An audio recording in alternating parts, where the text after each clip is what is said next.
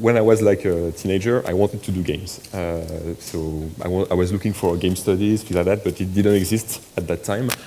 So I went to something visual that was cinema studies, actually, because to me it was the closest to the video game industry.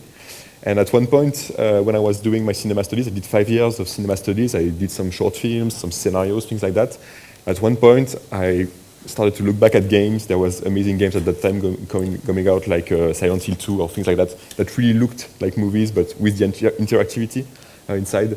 So at that time, I decided that it would be a nice move to try to go back to the industry. And at that time, the first schools for game design were opening in France. So I went in one of these schools, one of the first promotions, for 2 years, and then started in a company right after the school.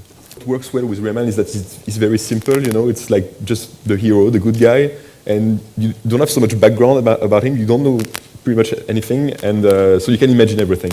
You can really put yourself or put a friend inside Rayman, you can imagine really lots of things, and it's more the universe around him, I think that people like to find back, and also the fact that the character is timeless. He hasn't changed, you know, in 20 years, still the same visuals, and I guess that, yeah, people relate to that, the fact that he's still here, and yeah, crossing generations, and